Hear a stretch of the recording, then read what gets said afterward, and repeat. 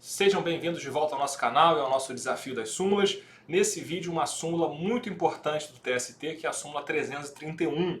A gente vai dissecar aqui todos os incisos da súmula, verificar se esses incisos da súmula, se o entendimento da súmula permanece válido, não permanece válido, de que forma, e também analisar o entendimento atual do Tribunal Superior do Trabalho e do Supremo Tribunal Federal com relação a esse tema da terceirização e também com relação ao tema correlato, que é o tema da pejotização. Então fique comigo até o final para a gente poder acompanhar esse tema. Vamos lá. Iniciando aqui pelo inciso 1º da súmula, 331, uma súmula já relativamente antiga, e ela fala assim: a contratação de trabalhadores por empresa interposta é ilegal, formando-se o vínculo diretamente com o tomador de serviços, salvo no caso do trabalho temporário da Lei 6.019 de 74.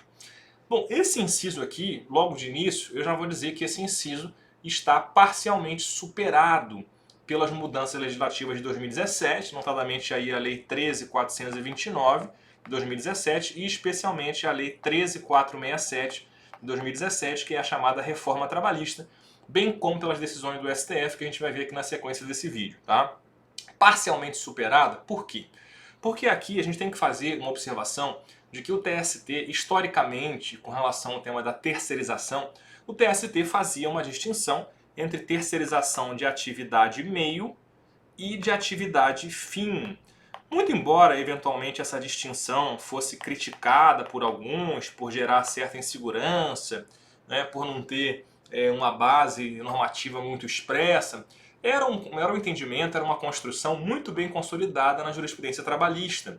Porque a ideia era a seguinte: a ideia da terceirização é uma ideia de transferir para uma outra empresa, uma terceira empresa, por assim dizer, por isso terceirização, transferir para uma outra empresa determinada atividade periférica, determinada atividade que é uma atividade que faz parte do escopo daquela empresa, vamos chamar assim, mas não é atividade central.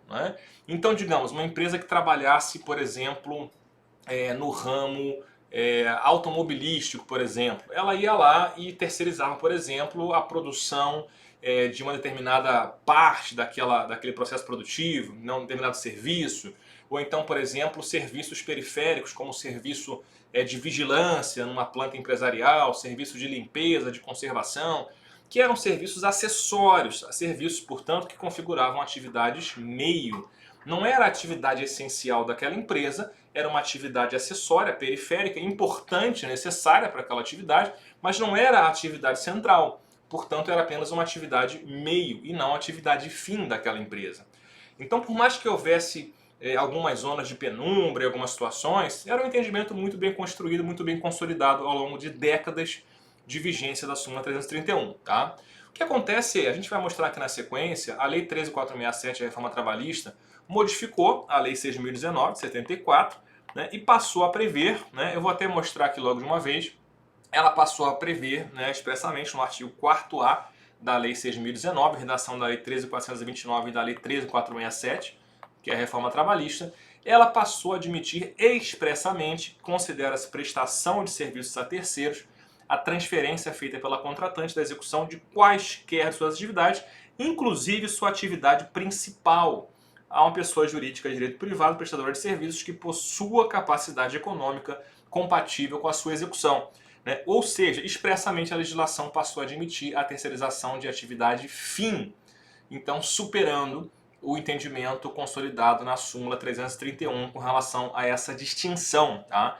Essa distinção ela ficava clara aqui da conjugação do inciso 1º com o inciso 3º da súmula, que mencionava aqui que não formava vínculo de emprego com o tomador a contratação de serviços de vigilância, conservação de limpeza, bem como a de serviços especializados ligados à atividade meio, desde que inexistente a pessoalidade e a subordinação direta. Então, conjugando aqui esses dois entendimentos, esses dois incisos, a gente vai dizer que esses dois incisos estão superados. O inciso 3º está totalmente superado, eu diria. O inciso 1º está apenas parcialmente superado. Por quê? Porque, olha só, essa ideia aqui que vem no final do inciso 3º, desde que inexistente a pessoalidade e subordinação direta, esse entendimento permanece válido, permanece aplicável mesmo após a reforma trabalhista de 2017 e mesmo após os entendimentos do Supremo Tribunal Federal, que a gente vai mostrar aqui na sequência. Por quê? Porque a gente tem que fazer uma distinção entre terceirização e fornecimento de mão de obra. A terceirização justamente consiste nisso que eu falei, ou seja, uma empresa transfere para uma outra empresa, uma outra pessoa jurídica, determinados serviços. E aí, portanto, eu vou ter a empresa que é a empresa prestadora de serviços e eu vou ter a empresa que é a empresa tomadora de serviços, que é a empresa que se beneficia daquele serviço. E aí a empresa que presta serviços especializados, essa empresa prestadora, ela vai ter os seus próprios empregados. A tomadora, geralmente, também ela vai ter seus próprios empregados. Geralmente é o que acontece. Mas o que a gente tem que perceber é o seguinte, a partir da reforma trabalhista e a partir do entendimento do Supremo Tribunal Federal com relação a isso, com relação à possibilidade de terceirização de atividade fim, o fato é, hoje em dia, pelo menos pelo direito positivo vigente, é claro que a gente pode criticar isso, a gente pode discutir até se é constitucional ou não, mas o que se aplica então pelo Supremo Tribunal Federal e pela legislação é que é possível que se tenha uma empresa sem nenhum empregado. Será que é possível? Sim, o nosso direito positivo hoje permite uma empresa que exerça qualquer atividade econômica sem nenhum empregado. Por quê? Porque ela terceiriza tudo. Ela terceiriza atividade meio, terceiriza atividade fim, terceiriza tudo. É possível? É possível. É claro que na prática vai ser difícil que isso ocorra, até porque talvez uma empresa como essa tenha baixa chance de êxito no mercado. Porque uma empresa sem empregados, sem pessoas ali engajadas naquela atividade, ela tende a não ter sucesso. Mas aí é muito mais uma questão de administração de empresas que não toca a gente aqui falar sobre isso. Tá? Mas em suma, o que eu quero dizer é o seguinte, a empresa prestadora então, ela vai ter os seus próprios empregados dessa empresa, portanto terceirizada. Agora, para que a terceirização seja efetivamente uma terceirização, não pode haver pessoalidade em relação ao trabalhador e não pode haver também subordinação direta. Aqui, portanto, foram afastadas aquelas teses, e o TST tem afastado aquelas teses de subordinação objetiva, subordinação estrutural e outras espécies de subordinação. Tá? Isso não é aceito pela jurisprudência majoritária e bem pacífica, eu diria, hoje em dia no TST. Tá? A subordinação tem que ser direta, ou seja, ordens, dação de ordens. Aquela empresa que coordena o trabalho efetivamente do empregado. Por exemplo, controla o horário, exerce poder disciplinar, dirige a prestação de serviços, enfim, subordinação direta. Não basta a subordinação objetiva ou estrutural, o que quer que seja. Tá? Bom, e o que acontece é o seguinte, esses empregados então da empresa prestadora de serviços, eles não podem ser subordinados diretamente, não podem ter pessoalidade em relação à empresa tomadora de serviços, que é a empresa que se beneficia dos serviços terceirizados. Tá? Eles não podem ter essa pessoalidade de subordinação direta, porque se houver esses dois requisitos aqui, o vínculo vai se formar diretamente com a tomadora. Felipe, isso não viola a legislação, a Lei 6.019, não viola os precedentes do Supremo que eu vou mostrar aqui na sequência? Não viola. Por quê? Porque os precedentes partem da premissa, e também a legislação da premissa de que existe uma terceirização. Ou seja, simplesmente uma empresa prestadora prestando serviço para uma tomadora. Só que não há, portanto, subordinação direta desses empregados e pessoalidade em relação à tomadora. Porque se houver, do ponto de vista fático, o que eu vou ter vai ser esses empregados da prestadora, na verdade, eles são empregados da tomadora. Por quê? Porque eles têm pessoalidade, subordinação, poder diretivo, todo exercido pela tomadora. Então, por mais que eu tivesse formalmente aqui um contrato de trabalho desses empregados com a empresa prestadora, no plano dos fatos, esses empregados são empregados da empresa tomadora de serviços, porque eles têm pessoalidade e subordinação com a tomadora, percebe? E é justamente essa situação do fornecimento de mão de obra. Quando uma empresa interposta, no caso aqui seria essa suposta prestadora de serviço, ela apenas fornece mão de obra para outra empresa, que é a tomadora, mas a tomadora exerce o poder diretivo, subordinação direta, pessoalidade, todos os requisitos do vínculo diretamente com a tomadora, percebe? Então essa é a situação de fornecimento de mão de obra, que é uma situação irregular, é uma situação ilegítima e é uma situação que vai gerar o vínculo direto com a tomadora. Tá? A única exceção é o trabalho temporário regulamentado pela Lei 6.019, tá? Porque é uma situação especificamente regulamentada na legislação que tem esse diferencial. Tá? Se não for trabalho temporário, não pode haver fornecimento de mão de obra e isso permanece após as decisões do Supremo e permanece após a reforma trabalhista. Tá? Fornecimento de mão de obra, portanto, não é admitido. O que é admitida é a terceirização em qualquer atividade. Aqui sim, atividade meio ou atividade fim. Beleza? Então essa distinção é muito importante. E aí eu diria, portanto, que o inciso terceiro ele está superado aqui, né? Porque ele fala em atividade meio, essa distinção hoje não é relevante mais. O inciso primeiro ele está parcialmente superado porque ele tem que ser compreendido à luz dessa distinção entre terceirização e fornecimento de mão de obra, ok? Então com isso vimos o inciso primeiro e o inciso terceiro da súmula. O inciso segundo é um inciso que permanece ainda válido, porque ele fala o seguinte: a contratação irregular de trabalhador mediante empresa interposta não gera vínculo de emprego com os órgãos da administração pública direta, indireta ou fundacional. E cita aqui o artigo 37, inciso 2º da Constituição. Ou seja, diante da regra do concurso público, que é uma regra prevista na nossa Constituição, né, segundo alguns seria até um princípio, de acordo com essa diretriz, portanto, essa norma do concurso público, contratação pela administração pública pressupõe concurso público prévio, concurso público de provas ou de provas e títulos. Perfeito? E aí, portanto, se houver uma terceirização irregular, ainda que seja uma terceirização irregular, ainda que seja um fornecimento de mão de obra em favor da administração pública, né, administração direta, indireta ou fundacional, ainda nesse caso, sim, então não vai ser possível a formação de vínculo com o Estado, com o ente público. Beleza? Então, portanto, esse inciso aqui permanece sim válido.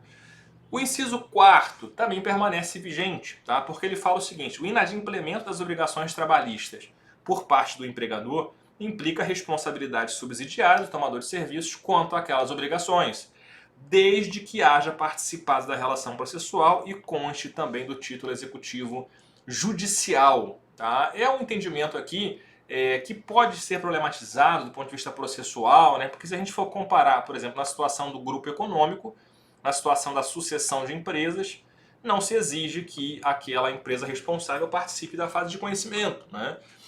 Mas aqui, na sucessão e no grupo, são situações particulares que vão ter explicações processuais diferenciadas que eu não quero entrar aqui para não alongar demais esse vídeo.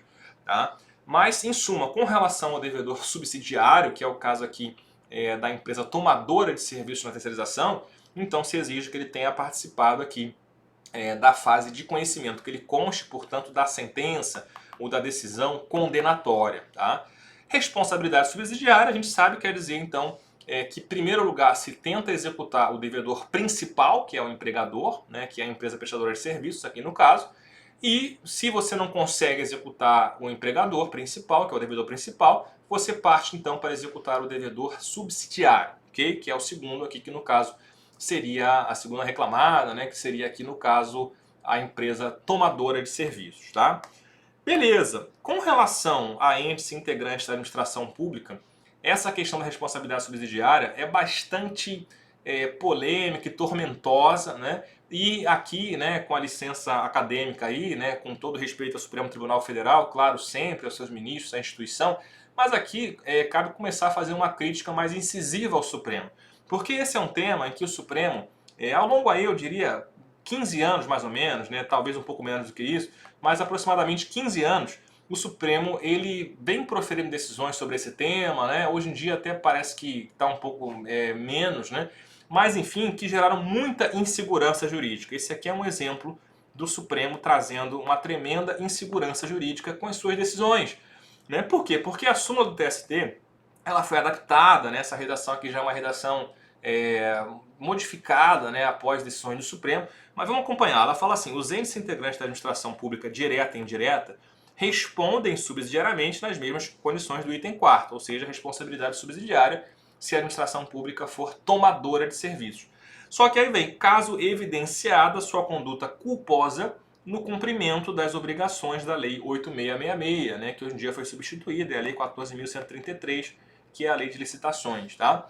Especialmente na fiscalização do cumprimento das obrigações contratuais e legais da prestadora de serviços como empregadora.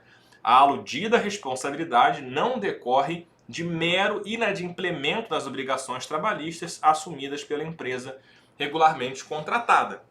Bom, uma redação longa aqui, mas basicamente qual é a discussão que surgiu, né? Eu vou mostrar aqui para vocês, deixa eu até pular aqui, né, mostrar para vocês aqui a situação da administração pública. Tá? A administração pública, o Supremo, já há bastante tempo, decidiu o tema 246 da repercussão geral, decisão vinculante, e o Supremo falou o seguinte: o inadimplemento dos encargos trabalhistas dos empregados do contratado não transfere automaticamente ao poder público contratante a responsabilidade pelo seu pagamento, seja em caráter solidário ou subsidiário, nos termos do artigo 71 da Lei 8666, e existe um dispositivo semelhante na lei atual de licitações. Tá?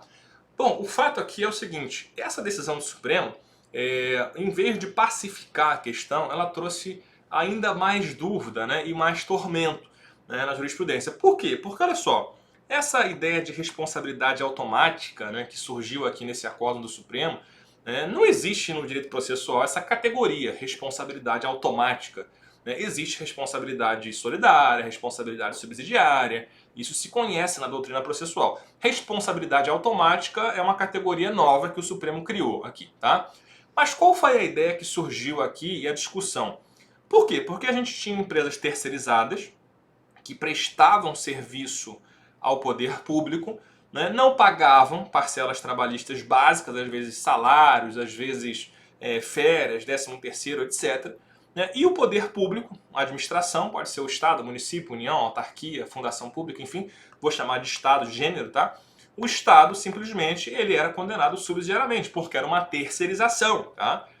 E aí, diante então do artigo 71 da Lei 8666, né, que existe um dispositivo semelhante hoje na Lei 1433, então o Estado ele começou a invocar esse dispositivo e dizer: olha, eu, Estado, não respondo subsidiariamente porque tem esse artigo de lei que fala que o Estado não responderia. Tá?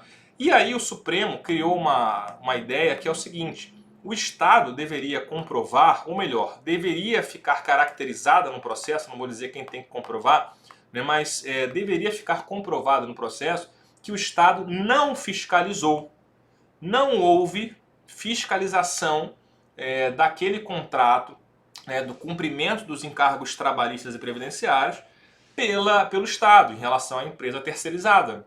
O Estado não fiscalizou adequadamente. E aí, nesse caso aqui, haveria uma conduta culposa, haveria culpa da administração pública e somente nesse caso a administração pública poderia ser responsabilizada subsidiariamente. Se não houvesse essa comprovação aqui de que não houve fiscalização, o Estado não responderia, tá? Então criando uma espécie de isenção para o Estado, o que é algo bastante injusto, né? Se a gente for olhar do ponto de vista da teoria do direito, é algo bastante injusto, né? Porque é aquela ideia básica da responsabilidade civil do risco-proveito, né? O que é o risco-proveito? Aquele que se beneficia de algo, ele corre o risco, né, em função daquela atividade. Então, se o Estado opta por fazer uma terceirização, transferir a uma outra empresa uma atividade em benefício dele, Estado, ele tem um proveito daquela situação, ele deveria correr o risco e deveria responder subsidiariamente como qualquer outro. Tá? Mas diante então da previsão legal específica, tudo bem, então se construiu essa ideia de que o Estado deveria fiscalizar. Essa fiscalização pelo Estado, esse é um tema tormentoso. Por quê? Em que consiste essa fiscalização? Como é que se dá essa fiscalização? O Supremo não falou de forma clara, a meu ver, isso. E o próprio TST também não fala de forma tão clara isso. Os tribunais trabalhistas em geral também eles acabam oscilando nessa matéria. Mas basicamente seria o Estado, então, o ente público, comprovar que fiscalizou o cumprimento daquelas obrigações trabalhistas e previdenciárias. Por exemplo, comprovando se a empresa contratada, terceirizada no caso, se ela recolhe FGTS em dia, se ela paga salários em dia, né? Então exigindo documentação com relação a isso.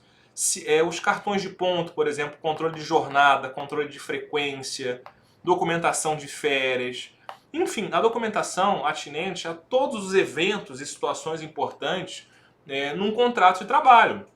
É claro que essa fiscalização é uma fiscalização muito complexa, porque imagina uma empresa terceirizada com 1.000, com 2.000 empregados. Né? A gente pode ter isso em situações de municípios grandes, estados grandes, da União, né? Até mais, né? 5.000 empregados terceirizados, você pode ter uma situação como essa. Então esse ônus de fiscalizar, é claro que é um ônus que para o Estado é um ônus pesado também, né? Ele acompanhar o cumprimento das obrigações trabalhistas de todos os empregados ali daquela empresa terceirizada ou de todos aqueles que se ativam em favor do Estado.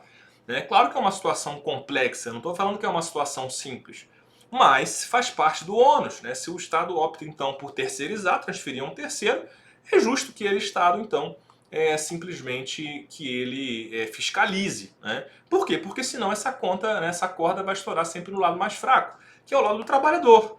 Né? Porque muitas decisões, né, nessa ótica aí, elas acabaram trazendo então uma isenção de responsabilidade do Estado. Então o Estado contrata muitas vezes empresas inidôneas, terceirizadas inidôneas.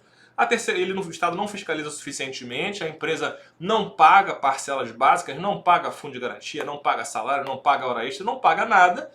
E aquele trabalhador fica a Deus dará. Ele fica simplesmente sem receber, porque a empresa terceirizada sumiu, né, não tem patrimônio para responder e o Estado também fica isento.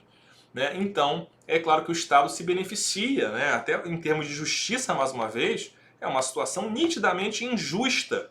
Por quê? Porque o Estado se beneficia daquela força de trabalho ao longo de um tempo considerável, muitas vezes, muitos anos às vezes, se beneficia daquilo, a empresa fica inadimplente, o trabalhador não recebe direitos básicos e fica sem receber mesmo.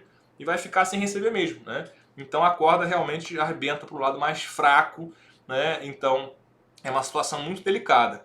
Bom, mas partindo da premissa de que há necessidade, então, realmente, de comprovação da fiscalização, a dúvida principal que surgiu e que ainda não foi resolvida, estou gravando esse vídeo aqui em junho de 2024. Tá? Pode ser que futuramente aí seja resolvida essa situação. Algo até hoje não foi. A discussão é a discussão com relação ao ônus da prova. Né? Quem é que tem que provar se o Estado fiscalizou ou se o Estado não fiscalizou o contrato com a terceirizada? Se o Estado fiscalizou ou não fiscalizou, se a terceirizada está cumprindo as obrigações trabalhistas e previdenciárias. Quem tem o ônus da prova? Tá? E aí, muitas decisões começaram a entender o ônus da prova tem que ser do trabalhador. Né? O trabalhador é que deveria comprovar a culpa da administração pública. Né? Só que perceba, né, a gente entender que o ônus da prova é do trabalhador, além de tecnicamente errado, né? Por quê? Porque isso aqui é uma situação de um fato negativo. Né? Como é que o trabalhador, como é que a pessoa trabalhadora vai comprovar que o Estado não fez algo? Comprovar que o Estado não fiscalizou? Isso é prova de um fato negativo, né? Uma negativa absoluta, até eu diria. Né? Ou seja, uma prova diabólica, uma prova nitidamente impossível. Não tem como a pessoa comprovar. E ainda que se considere que tenha como comprovar, é claro que é muito mais fácil o Estado comprovar que fiscalizou, concorda? Então é muito mais fácil o Estado comprovar que fiscalizou, porque bastaria ele juntar os relatórios de fiscalização, os documentos pertinentes, né? Comprovar que fiscalizou de forma adequada. É muito mais fácil o Estado fazer isso, já que ele tem obrigação, o Estado tem obrigação de conservar esse documento, é muito mais fácil do que o trabalhador comprovar um fato negativo. Então, se a gente aplicar aquela ideia de teoria dinâmica do ônus da prova, né, quem tem que provar é quem tem mais aptidão para a prova, né, teoria dinâmica basicamente é isso, e é uma teoria, é um regramento que se aplica no processo civil, inclusive, em lides entre pessoas que estão em plano de igualdade, com muito mais razão isso tem que se aplicar no processo do trabalho, em que eu tenho uma parte nitidamente hipossuficiente, que é o trabalhador, diante do Estado. Né? Então é claro que não faria nenhum sentido aplicar um ônus estático da prova e dizer que o trabalhador tem que provar um fato negativo. Não faz sentido. Não me perdoem quem não concordar com isso, mas juridicamente é insustentável, vou dizer com todas as letras, é insustentável dizer que o ônus da prova é do trabalhador. Não tem como. Tá? O ônus da prova tem que ser do Estado. Ponto final. Tá? Tem que ser do Estado, ponto final.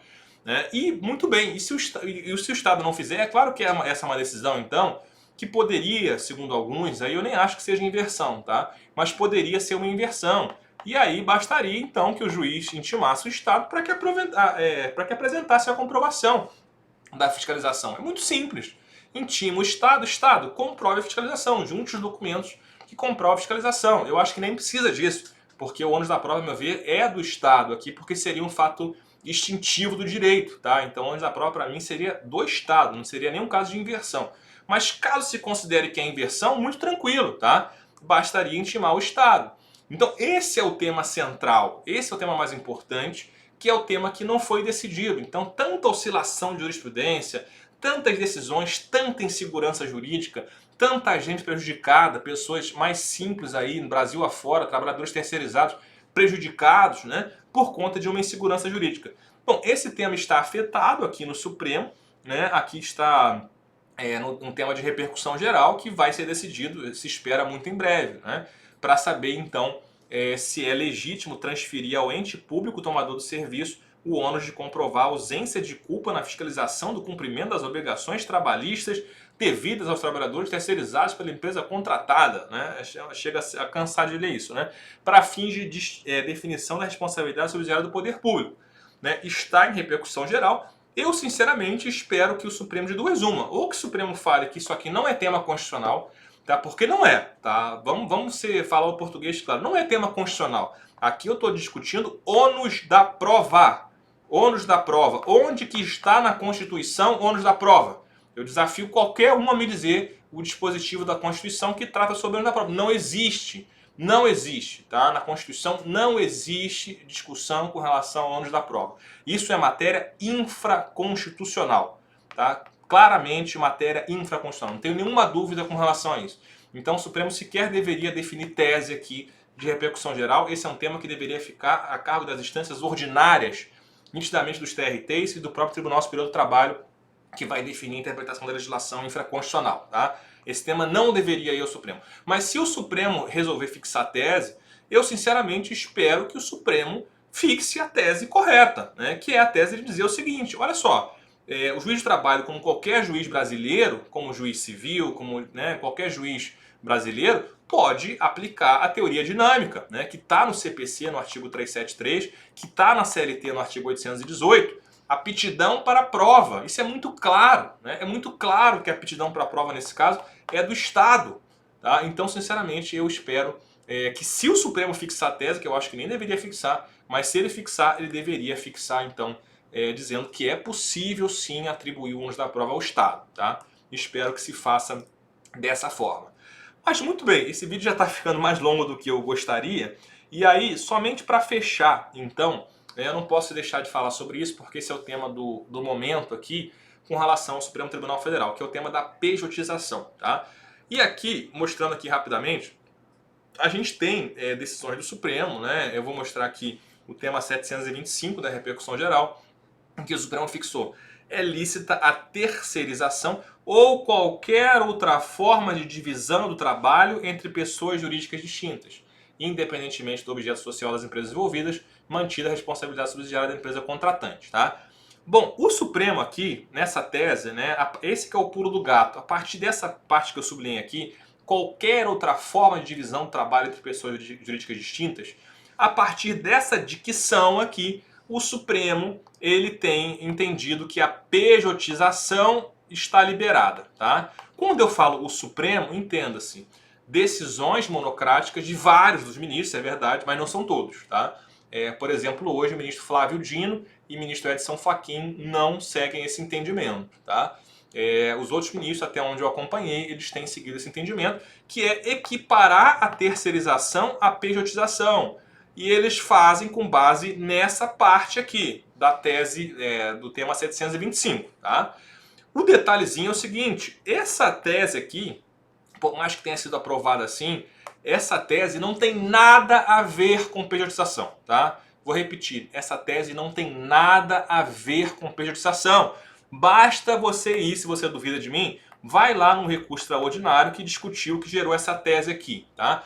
Era um recurso extraordinário com relação à terceirização.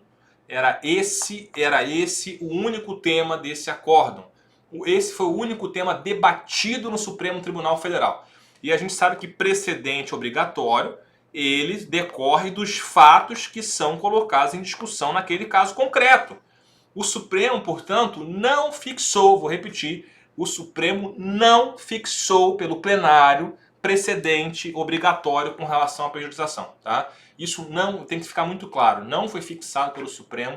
Tá? Por mais que essa tese aqui tenha essa brecha, vamos chamar assim, que foi inserida talvez aqui pela situação de quarteirização e tal. Não sei muito bem por que colocaram isso, mas isso não foi debatido. E a pejotização nunca foi debatida pelo plenário do Supremo Tribunal Federal, tá? Pelo contrário, se a gente for aqui em decisões semelhantes sobre o tema também de pejotização, quando o Supremo decidiu sobre a lei do salão parceiro, decisão de 2021 do Supremo, né, expressamente na ementa desse acórdão fala assim: a rigidez do contrato é condicionada à conformidade com os fatos, de modo que é nulo instrumento com elementos caracterizadores de relação de emprego. Estando presentes elementos que sinalizam vínculo empregatício, este deverá ser reconhecido pelo poder público, com todas as consequências legais decorrentes, previstas especialmente na CLT. Ou seja, o que eu tenho dito pelo plenário do Supremo, isso é muito importante. O que o plenário do STF disse foi isso. Olha só, se houver situação de fraude, se houver situação em que estão presentes os requisitos do vínculo de emprego, o vínculo de emprego, CLT, ele vai ser reconhecido. É isso que foi dito aqui pelo plenário, né? O plenário, por mais que tenha fixado essa tese aqui, né, para dizer aqui, e a partir dessa brecha eles tentam colocar a pejotização, o plenário nunca discutiu pejotização. Tá? Então o que o Supremo falou pelo plenário é isso. Fraude não está liberada. Tá? Mas infelizmente a gente vê decisões monocráticas, aí as centenas, talvez milhares já, de decisões monocráticas do Supremo caçando vínculos de emprego em situações de fraude. Em situações em que a Justiça do Trabalho reconheceu a fraude. Por quê? Porque houve uma pejotização, o trabalhador foi obrigado de alguma forma a constituir uma pessoa jurídica para prestar serviço, só que havia todos os requisitos do vínculo. Havia pessoalidade, né? Havia pessoalidade, subordinação, né? Onerosidade, né? Todos os requisitos, pessoa física. Por mais que houvesse uma pessoa jurídica ali formalmente, na prática não era. Era pessoa física com pessoalidade. Né? Então, diante da fraude, a Justiça do Trabalho vai lá e reconhece o vínculo de emprego. Né? Essa é uma situação normal, natural, em qualquer ramo do direito. Se você for para o direito tributário, por exemplo, não se admite fraude à lei. No direito civil, não se admite fraude à lei. Não se admite. E o Supremo, infelizmente, através de decisões monocráticas, ele tem validado, então, essa situação de fraude à lei. E o Supremo, eu diria, ele está criando, nessas decisões monocráticas, ele está criando um princípio de primazia da forma sobre a realidade. Tá? Todo mundo que estuda o básico, qualquer aluno da graduação, sabe que o princípio correto é a primazia da realidade sobre a forma.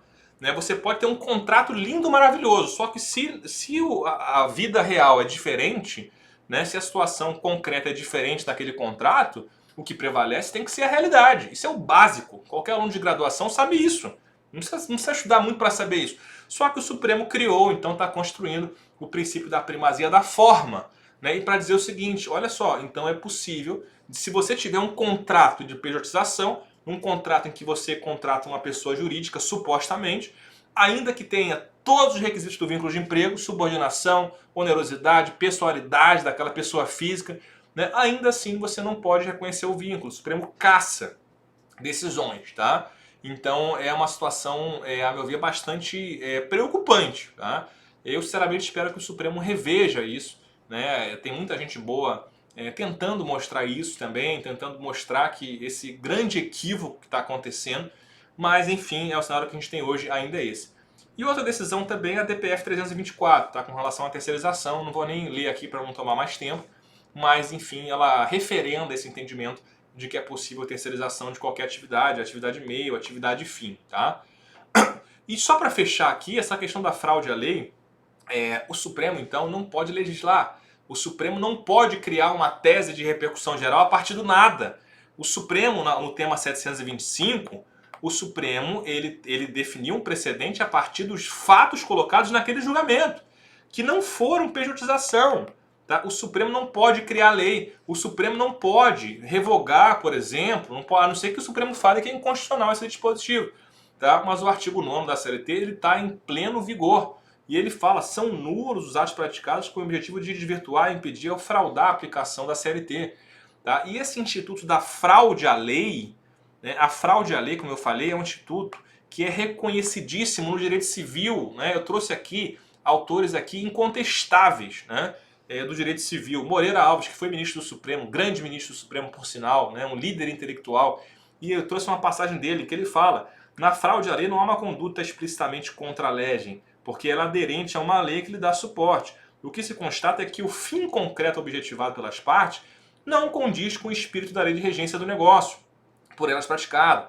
Mesmo sentido aqui, Marcos Bernardes de Mello, também outro autor incontestável de teoria geral do direito, né? Trouxe aqui autores também não tão badalados, eu diria, mas que eles explicam com muita clareza. A fraude à lei implica o atendimento ao texto legal, qualquer que seja, porém um desvirtuamento do seu espírito e finalidades. A fraude à lei, sempre que por atos reais e voluntários, ainda que por vezes não intencionais, se cria uma situação conforme a lei tomada na sua letra, mas violando-a no seu espírito. É uma violação encoberta da lei. Ou seja, qual é a situação aqui? Se usa a lei para violar a própria lei. Se cria um contrato de pejotização, supostamente uma pessoa jurídica prestando serviço, só que na prática é um empregado, uma pessoa física com pessoalidade, subordinação, onerosidade. Ou seja, é um empregado. E aí é claro que essa é uma situação de fraude à lei, é uma situação de tentar burlar a aplicação do direito do trabalho. O direito do trabalho, minha gente, não é só CLT, não é só hora extra. O direito do trabalho ele tem um cabedal aí, de 2 séculos de desenvolvimento que traz proteções mínimas à pessoa trabalhadora. Por exemplo, normas com relação à segurança, à saúde do trabalho.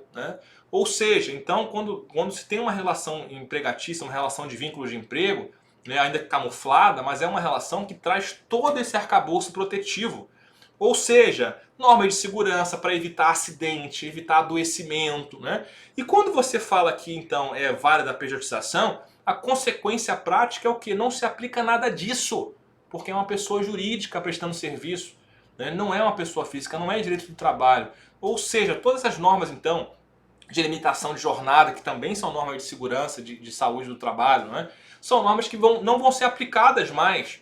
E aí você vai ter o reflexo disso no Brasil no futuro, se isso vingar, eu espero que não vingue, mas se vingar, o reflexo disso no Brasil daqui a uns anos é índice de acidente de trabalho cada vez maior, adoecimento ocupacional cada vez maior. E quem é que vai pagar essa conta? Vai ser a União, e aí você vai ter cada vez mais uma situação dramática, e uma situação bastante lamentável. Então espero que o Supremo Tribunal Federal, sinceramente, reveja esse posicionamento, porque da forma como está sendo colocado, está sendo dada uma carta branca para fraude à lei, a primazia do contrato sobre a realidade, primazia da forma sobre a realidade. Então isso tem que ser combatido sim. Tá bom, minha gente? O vídeo ficou bastante longo, mais longo do que eu gostaria. Se você está até aqui comigo nesse momento, deixe seu like, manda seu comentário, se inscreva no canal, compartilhe com alguém que possa se beneficiar dessas informações. E é isso, ficamos por aqui e até o próximo vídeo. Um grande abraço.